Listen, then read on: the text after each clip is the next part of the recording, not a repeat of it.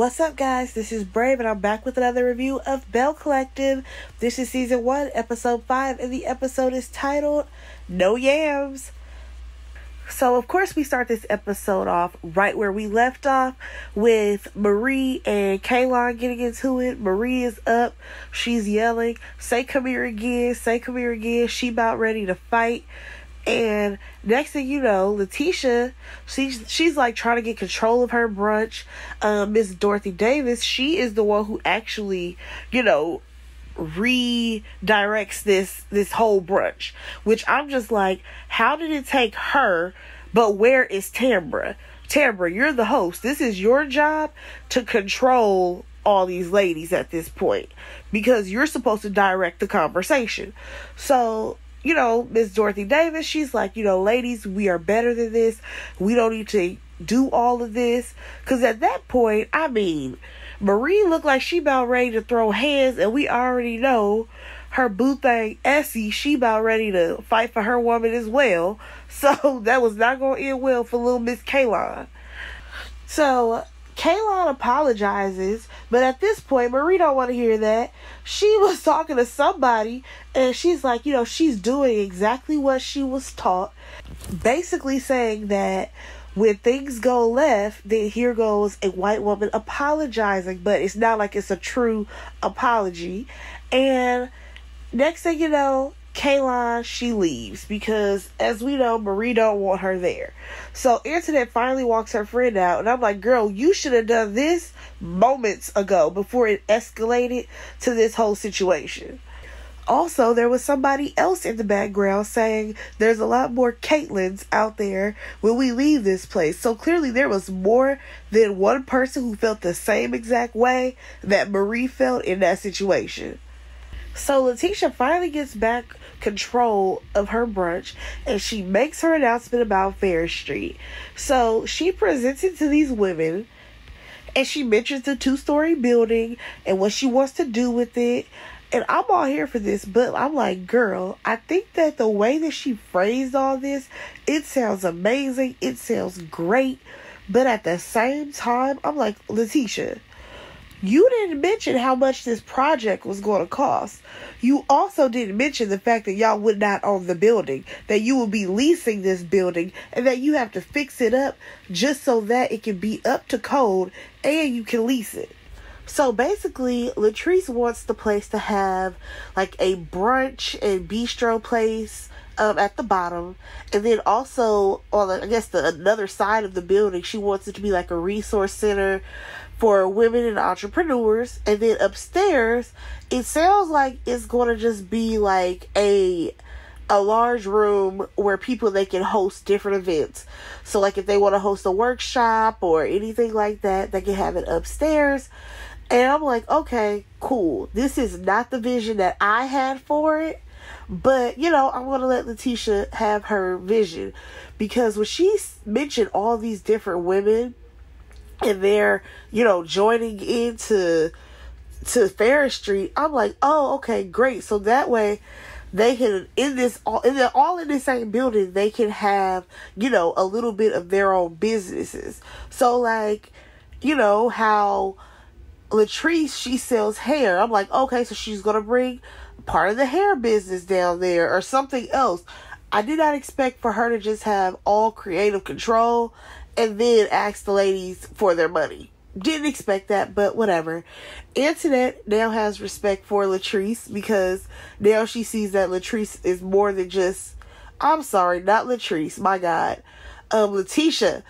Internet now has respect for Latisha because she now sees that the brunches were not the entire vision that she had.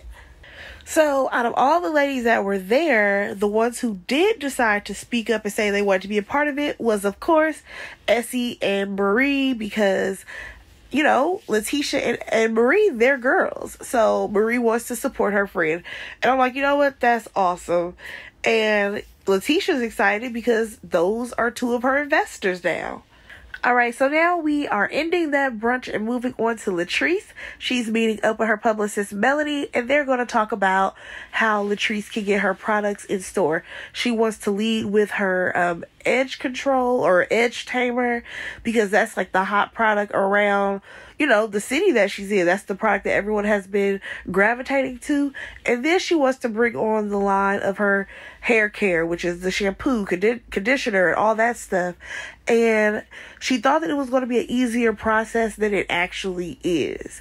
But she wants to get all of this done this year.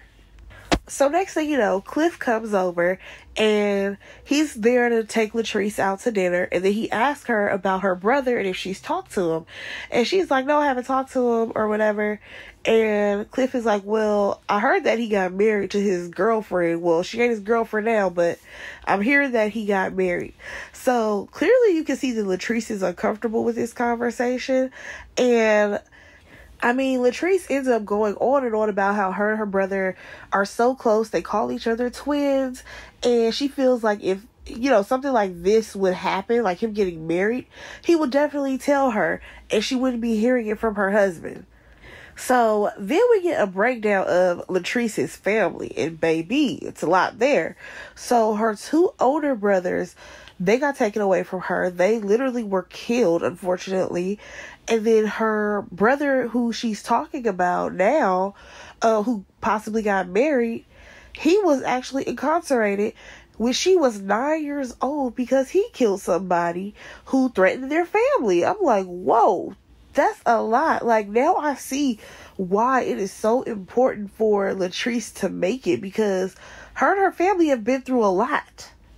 So at this point, she feels like she should have been involved. And, again, this is another way that one of her brothers is being taken away from her. It's different because it's just him getting married to someone, and not that he's gone forever, unlike his other brothers. And at this point, she's done with the conversation. And until she talks to him, that's pretty much where it stands. So now we see Latisha. She's at home with her son, and who stops by? Well, not stop by, but who comes home? Her husband, Glenn. So Glenn is finally home after working 28 days, doing his job, because he works basically every other month, it seems like. Is it like 28 days on, 28 days off? However that works. Their son is super excited. Latisha, she can't, stop smiling because she's happy her husband is home. And I'm like, oh, okay, that's cute. We get to see a little bit into their relationship. So we now have Latisha and Glenn having a conversation, and she's just updating him on all the things that have happened. Her meeting with the councilman, her trying to build up this whole thing with Ferris Street. He's super proud of her, which I'm so happy to see that he's, happy for his wife. But then she goes on about how she's not going to be available and all this other stuff. She's definitely trying to reassure him that she loves him and that, it's those two to the end. But with her life changing the way that it is, she does need time to focus on what she has going on, and he's going to have to adjust. She's not going to be able to cater to him like she has been over the past years. Her husband, he ends up being understanding, because, at the end of the day, like, what's he really going to do? He be MIA for weeks at a time anyways. And he's like, as long as he still gets mercy and grace, and as we know, those are her boobs, he good to go.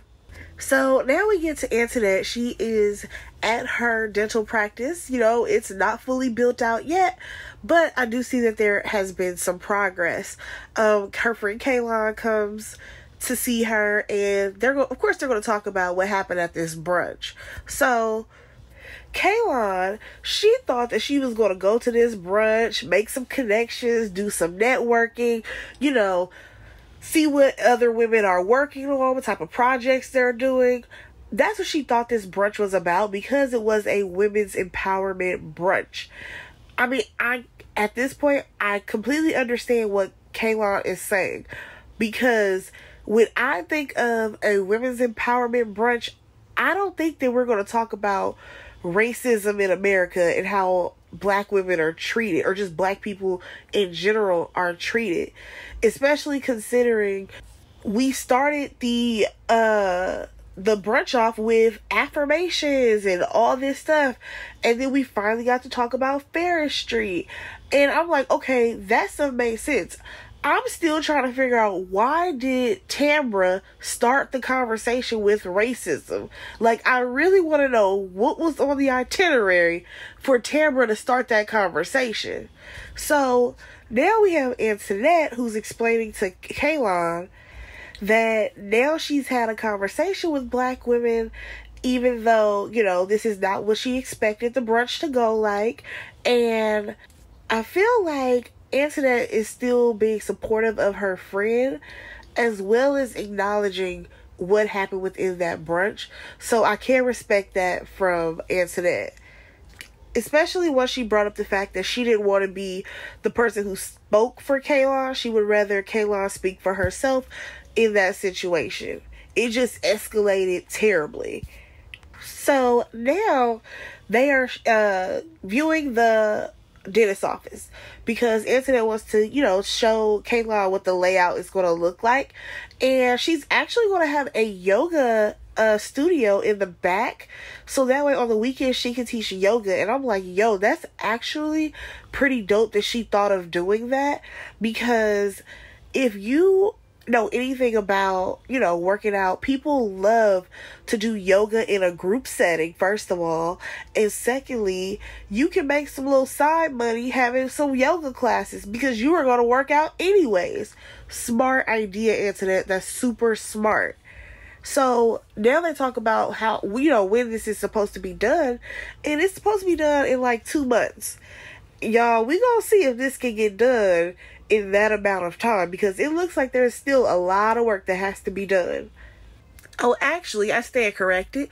It's supposed to be ready in a month. I mean, that's a lot to get done, but like I said, we'll see what happens. So now we have Latisha. She is really out here on her little boss tip. She is making her phone calls. She's trying to get herself all organized with all the things she's trying to do for Ferris Street. She ends up reaching out to Marie, who to know if she knows an architect, and clearly Marie does. So Marie's going to send her the information. I'm like, okay, that's dope. But at the same time, we see her husband. He is walking around the house. You can tell he got an attitude because he's hungry. And I guess there's no food, or if there is food, he's just lazy and doesn't want to cook it. So here's the thing about her husband. He goes to like the doorway and he sees that Latisha's on a phone call. And at that point, he walks away. He got a little attitude. And again, she's on a phone call trying to get business handled. Why does this man bring out the damn vacuum cleaner and start vacuuming, knowing that that is one of the loudest things that you could be doing at that time? I mean, I understand that, you know, Tisha could have closed her door, but you would still probably hear that loud-ass vacuum cleaner. So he brings himself into her office again. Luckily, she had got off the phone at this point.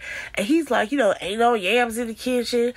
He basically feels like he's the one who has to clean everything up, and there's no food in the fridge. And she's like, listen, there's stuff to make a sandwich in there. You got to do what you got to do. And I mean, it is so annoying to see that men really feel like, you know, when they come home because they had to work a job, that you're supposed to have food on the table for them whenever they want it. And it's like, dude, you are fully grown. I know you know how to make a sandwich. If you don't cut it out. So at this point, you can tell that Latisha is so frustrated because he has this expectation for her to just be a wife, be at home, cooking and cleaning, and not being able to follow her dreams. And she's like, no, this is what I'm working on. You clearly see what I'm doing. I'm doing this for us. It's not like I'm trying to be selfish about it. You gonna have to, you know, put on an apron for a little bit of time. And he talking about some apron don't fit him and all this crap. And I'm like, listen, Glenn, you barely at the house in the first place. You come in for 25 days and then you dip out anyways. I think you can handle this, because who's cooking and cleaning for you when you out there on that boat? It's not your wife. So I'm pretty sure that you know how to cook and clean for yourself. So at this point, he decides to ask Latisha for a contract. Now, I want to know, in what stance are you asking for a contract? Because is this something that is binding her to be, your wife and sleep with you whenever and cook meals for you still? Or is this a contract for you to be a part of this business deal that she's trying to, create? Because I'm sorry, it really bothers me when I think about how many times men, they do not bring their wives in on the projects that they're working on, but they will take all your ideas and opinions. But once a woman decides that she wants to step out and do something, then they want to be all involved and have their name on it, the same way that Cliff is with Latrice. I'm sorry, but I can't stand by that. So now, at this point, Latisha's pissed off. She's going in about how this is her time for once to do something, step out on her own and work on a project. He should be able to stand by her. And I completely agree with that. So then we get on to another topic of them renewing their vows and how he's feeling some type of way about where they stand in the marriage, because I guess he wants other things, because according to him, they have a lot of stuff to iron out. So at this point, Glenn is saying that Latisha is acting brand new and he still wants her to sign this contract. He like, yeah, you have 14 days. And I'm like, whoa, he's really serious. And even Latisha is taken aback that he's serious about this stupid contract. So now we get to Latrice, and this is the day that she's going to be celebrating the life of her brothers, and they're going to plant some trees. And actually, Cliff is the one who came up with the idea for them to plant the trees in the yard.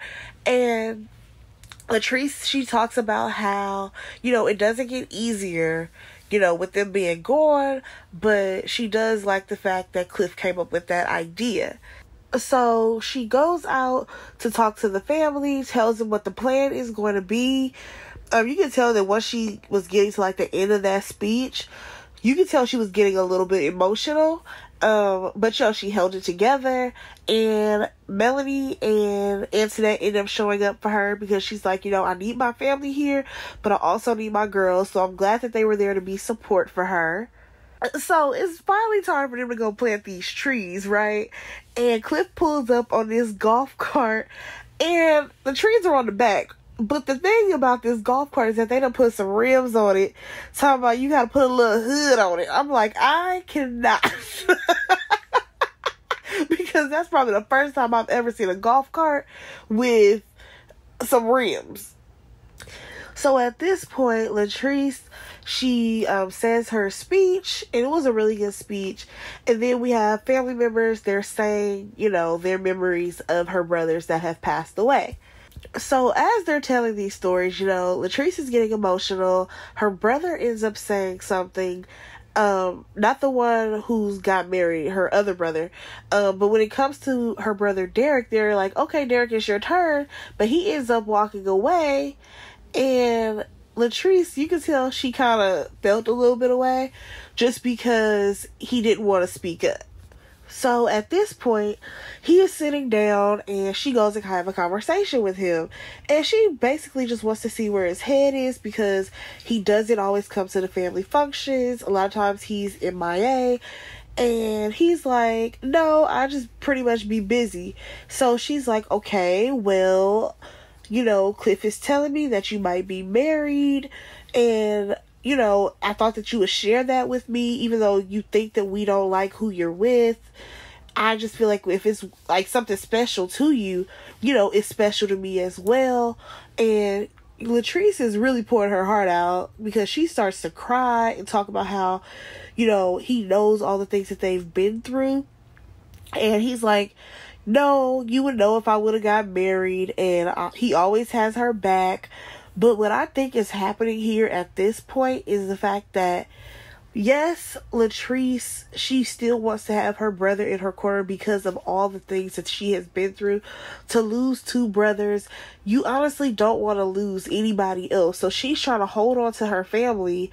But with him being the guy who has been in jail for a very long time and he kind of recently got out, he still wants to adjust to life and he wants to, explore what it's like to live, freely. Because at the end of the day, he probably did a bid that was some time.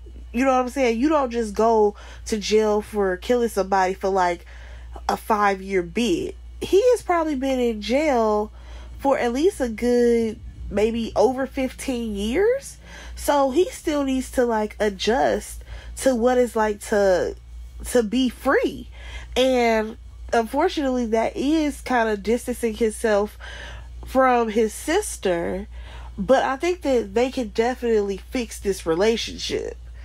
So now we learn that his ex, whose name is Pam, he actually has a child with her, and she lives with their mother. She lives with Latrice's mom, her and her daughter, and he's like, listen, when I come to see my family, I don't want to see her, but Latrice is like, where do you want her to go? Like, she has nowhere to go, and she has your kid. So then he goes on to bring up how they don't like Belinda, who is the woman that he's actually seeing, and Latrice agrees. They don't like that girl. So her brother is basically letting her know that he is ride or die for Belinda, and there is nothing that Latrice can do about it. So Latrice is like, I'm glad that we had this conversation. You can go ahead and send her my warmest wishes, and at some point, I would like for me and Belinda to hash out, whatever it is that we have going on. And if they were to get married, she still wants to be a part of that process. So at this point, she wants to work things out with her brother so that they can get back on track with their relationship, as well as, figure out a way for her and Belinda to work it out and get along, because she doesn't want to lose another brother. So that is pretty much where the episode wrapped up. Let me know what you guys thought about this episode. Go ahead and like, comment, and subscribe to my channel, guys. And I'll catch you in the next one. Bye.